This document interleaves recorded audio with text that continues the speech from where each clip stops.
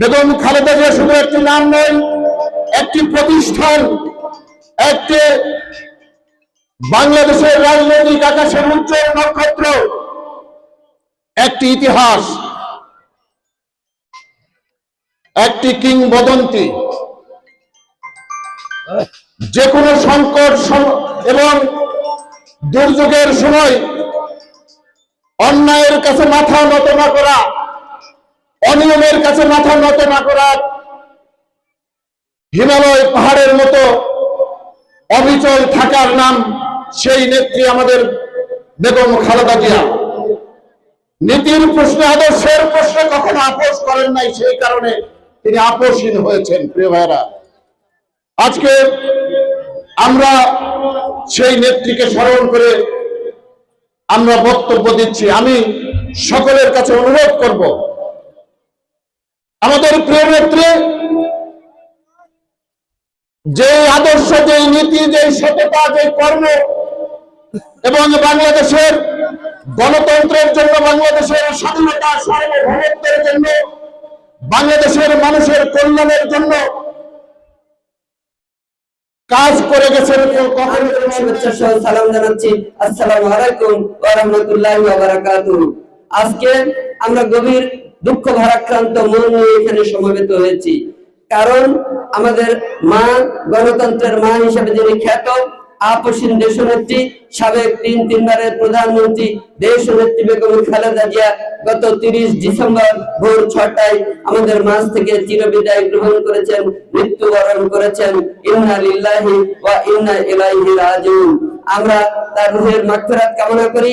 পরম করুণাময় রাব্বুল আলামিনের নিকট আমরা দোয়া করি, আল্লাহ আমাদের এই গণতন্ত্রের মা দেশনেত্রী বেগম খালেদা জিয়া আজীবন সংগ্রাম করে গেছেন, কষ্ট ভোগ করে গেছেন, এদেশের মানুষের জন্য তিনি এগুলো করেছেন।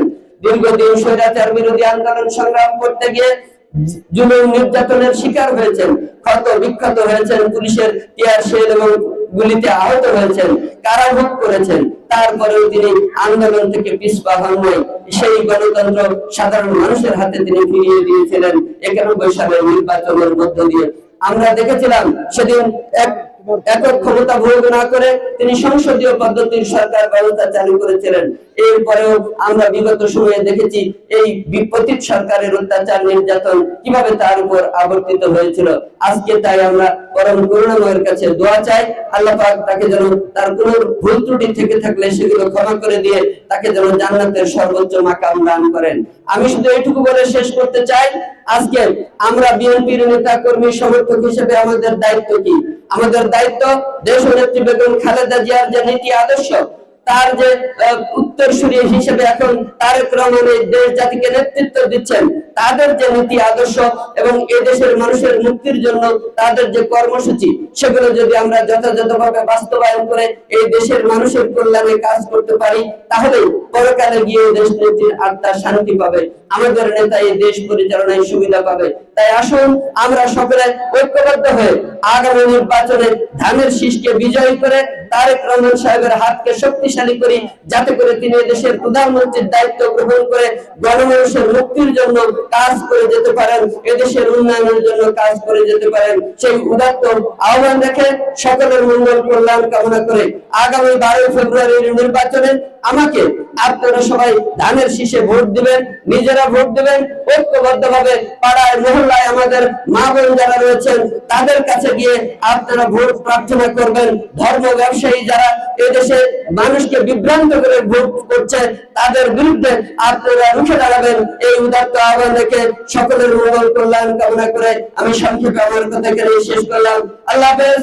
বাংলাদেশ জিন্দাবাদ। সবাইকে ধন্যবাদ। আসসালামু আলাইকুম। তাকাব্বাল মিন্না ইন্নাকা আনতাস সামিউল আলিম ওয়া তুব আলাইনা ইন্নাকা আনতাত তাওয়াবুর রহিম। ইয়া আল্লাহ মাবদালাহি। আমরা যে উদ্দেশ্য হাঁটতেছি, আল্লাহ আমাদের প্রাণপ্রিয় নেত্রী, আপসের নেত্রী, তিনবারের প্রধানমন্ত্রী বেগম খালেদা জিয়া ইন্তেকাল করেছে। আল্লাহ আমাদের দোয়া ওসিলা করে তার কবর আযাবকে তুমি মাফ করে দিও, কবরকে রিয়াজুল জান্নাত বানিয়ে দাও।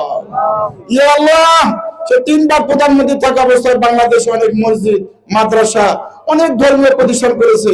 এগুলিকে সাদকা জারিয়া হিসেবে আমলনামায় দিয়ে তুমি কবরকে রিয়াজুল জান্নাত বানিয়ে দাও।